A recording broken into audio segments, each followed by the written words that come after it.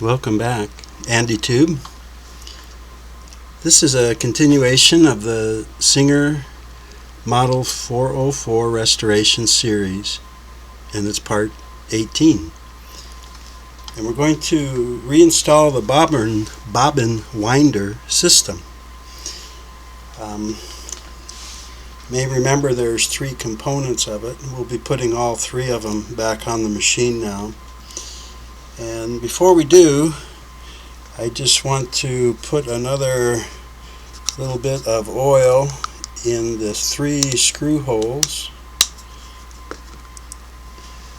There'll be one up here for the bobbin winder stop, and one down here at the bottom of the machine for the bobbin winder tension bracket here on the bed, and the bobbin winder frame hinge screw, the big screw that goes in here. So I'll put a little oil in there, and then that's what I'm going to start with, is the bobbin winder frame with the pulley spindle.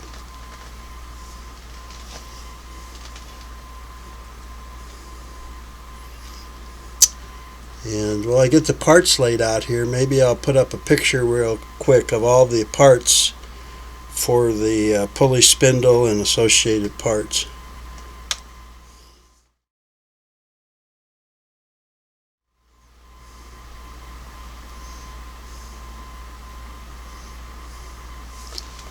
Okay, what I like to do is kind of pre-assemble this before I put it on the machine. Seems to be the easy way for me. So I'll take the pulley spindle and I'll just put in the bobbin winder frame hinge screw. You slide it all the way in there. On the back side, I'm going to have the bobbin winder frame spring washer. It's the washer with the tail and the little tab. And that tab is going to point away from the frame and towards the machine, because it's got to go into that little hole, guide hole right there. So we'll slide that on there.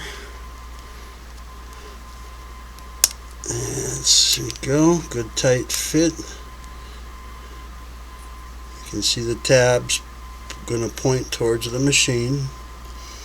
And then the last, we'll put the bobbin winder frame spring on there.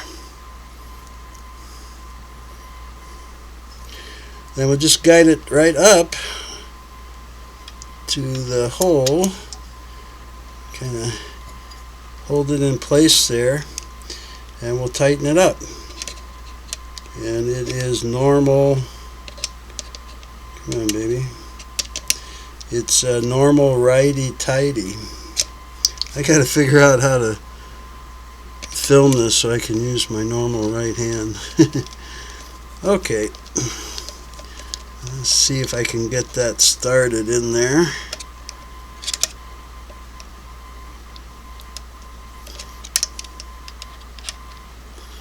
Okay.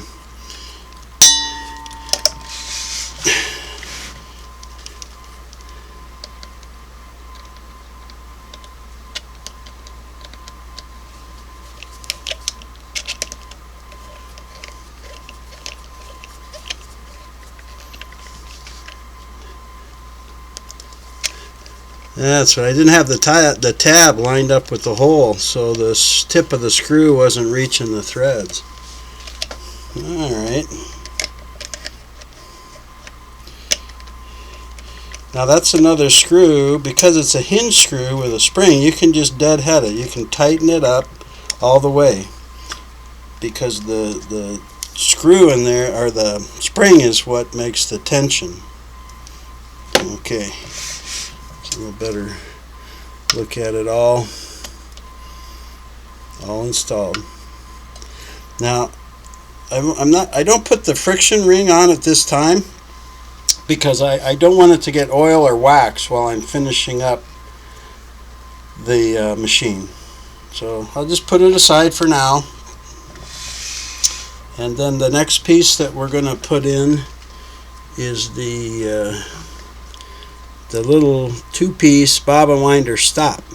So the bobbin winder stop and the screw. Here's a picture of that while I get those parts.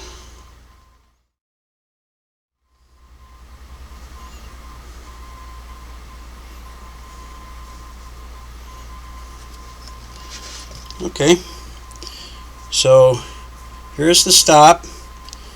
It's going to go in this track right here. It's got one screw that goes in the adjustable opening there. So it's a little dinky screw. So see if I can get it started with my fingertip.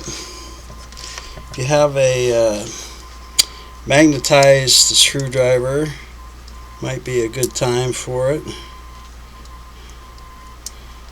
I can guide it in there and just get it started with my fingertip. Maybe not. I got the little bit. I can get started with that.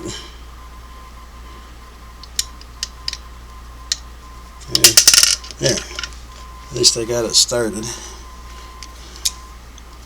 Now, the reason that it's adjustable is that you can move it, slide it closer or farther from the spindle, and you can adjust it to a spot where when the bobbin is full where you like it, or completely full, it'll push that friction ring away from the hand wheel. So I usually just kind of put it a little bit up from center, but most sewers that I know don't fill their bobbins completely. They fill them according to the project that they're going to work on. But that's, I want you to know, that's what that slide, you back off the screw and you can slide it up and down like that to adjust it for fill.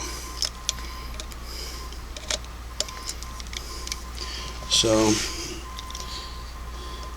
let's get it back a little bit closer to the bottom than center. Okay, and you can tighten this full tight, because you don't want it vibrating loose while you're sewing there. So the last part we're going to put on with this is the bobbin winder tension bracket assembly. So here's a picture of those parts while I gather them up.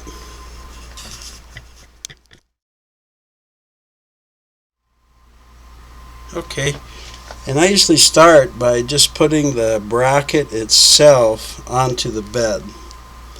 Now you can assemble the tension disc parts and stuff onto this first if you want, before mounting it to the bed, but I do it this way. And you see right there is a little post that sticks out, and on the bed there's a slot next to the hole for the screw, and it's the same principle that you can loosen the screw and slide the bracket in that slot back and forth to control how evenly the bobbin fills with thread. So if your bobbin is kind of winding high, say on the right side, you loosen the screw and move the tension bracket a little to the left. And if it's filling on high on the left, you move the bracket to the right. So usually you just start it out with in the center of that opening, and I don't think that you'll have any problem. So I decided to move this a little closer, hoping that you could see this bobbin winder tension bracket better. So like I said, I usually put the bracket itself onto the machine bed first, and then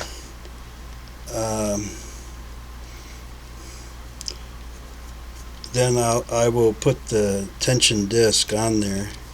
see if maybe I can. It's kind of tight quarters here to get this started. So just get it, whatever works for you, I guess. And let's see, maybe if I lift it up here and get the screwdriver started into the screw. There we go. That's a good idea. You just have to be sure and get that post down in that slot, adjustment slot. And I usually kind of center the screw in the opening of the bracket, so I'm not too far left or right. I just try and center it, and it usually works pretty good. I don't have to do much adjusting in the end unless the bracket or the spindle frame has been bent or misaligned. So once you get it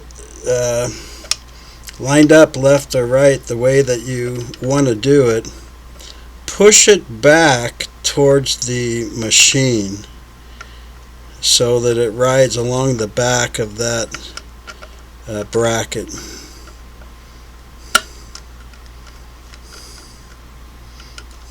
So push it back, because it'll move about a 1/16 of an inch left or right, and believe it or not, that can throw off the bobbin winding. So just push it back and hold it while you do the final tightening. And bear down on that pretty good. It's a strong screw, and you don't want that working loose from vibration over time. So then I kind of assemble the pieces to mount on here.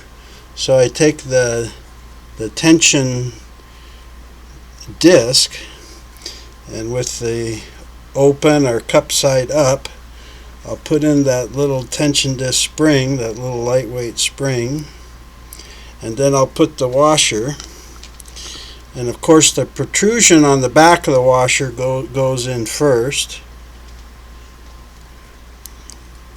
because you want the screw to be kind of countersunk in there, so that when you put the fourth part, the screw, it's flush down inside, like that. And there's just enough, just the right tension on that. I think I'm going to turn this a little and turn myself to try and get this started here. Get my screwdriver bit in there and just get it up in there, and hey, that went pretty good for me.